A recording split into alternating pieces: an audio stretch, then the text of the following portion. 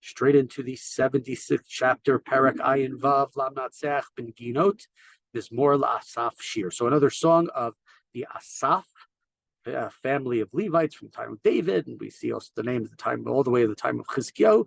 And this is he wrote this for the leader of the instrumental music. Noda Bihuda Elohim B'Yisrael Gadol Shmo.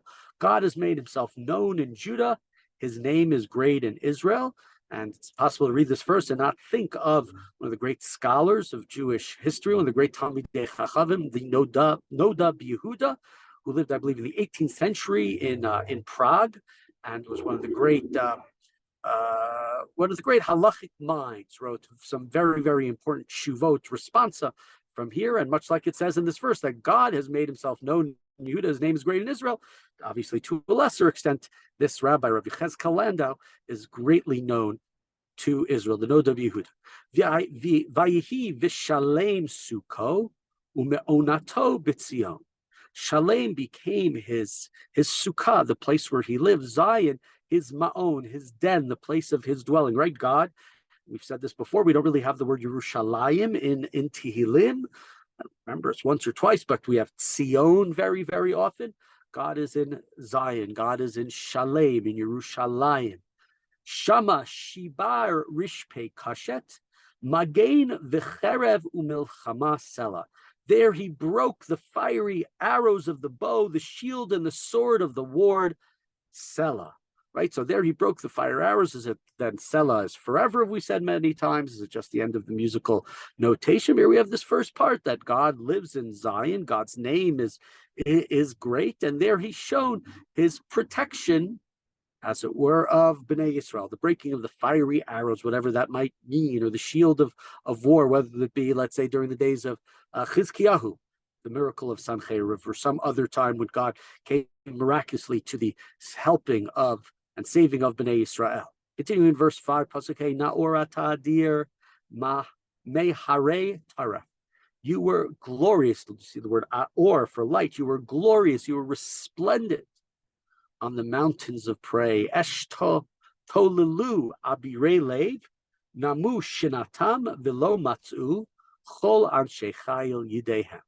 Those who were stout-hearted, those who thought they were so great and they were so stubborn, they were destroyed. They were placed into a shena, right, to sleep. They were placed into a very deep stupor. The bravest of the men could not lift a hand. They were not able to do anything.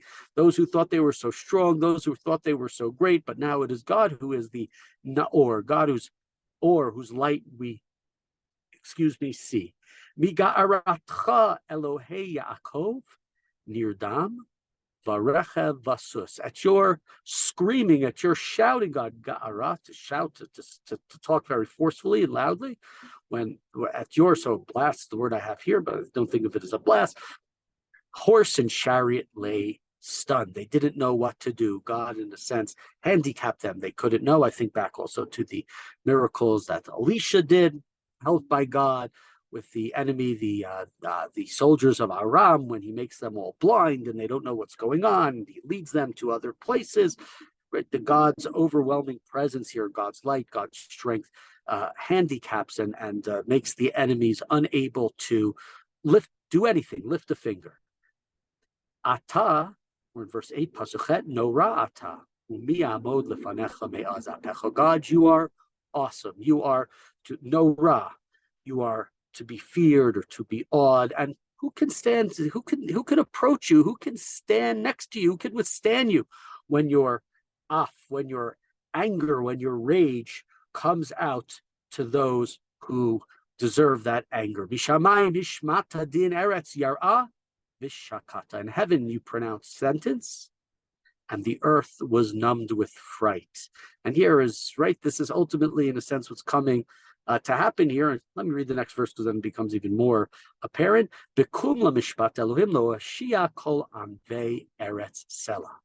When you, God, when you rise in judgment, right? When you do this, when your fury, when your rage, when the other people become numb and they cannot move, and the wicked cannot lift a finger, cannot attack, what happens? Then the lowly of the earth, then you deliver them. So this is right. God, yes, God doesn't sound so nice. Anger and rage, and everybody to be nice and awe, but others in fear doesn't sound so as great.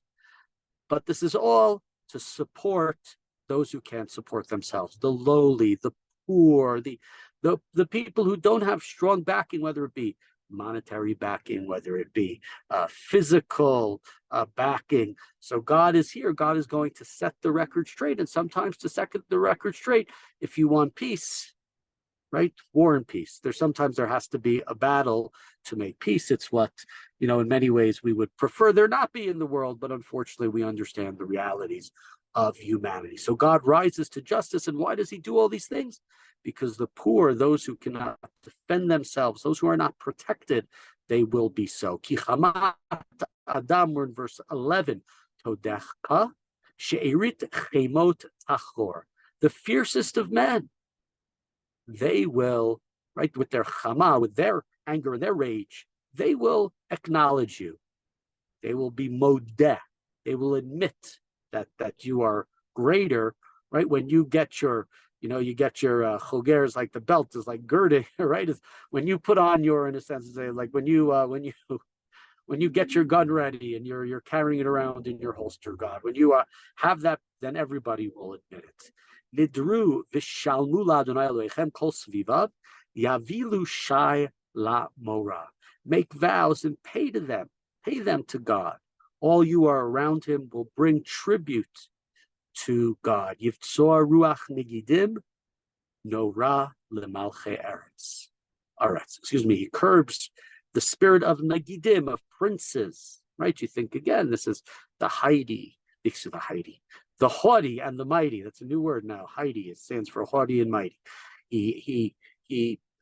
Those arrogant people, the princes, so great, this great army, God curbs their spirit. God lowers them, and he inspires awe upon the kings of the earth. Does this mean the kings who want to do justice? Unclear. But we would think that that's what it means, perhaps referring specifically to the gods of Israel. But this is a chapter more of a, in a sense, almost like a conservative worldview.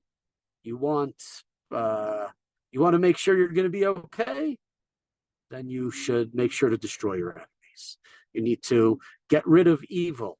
Sur meira va'aseh tov. You need to get rid of the wicked, get rid of evil, and then you can come and do good. And so God's fight for justice on this earth is not just this rage and this anger. It's all in the hope and of the defense of those who are defenseless, those who do not have people who would otherwise protect them.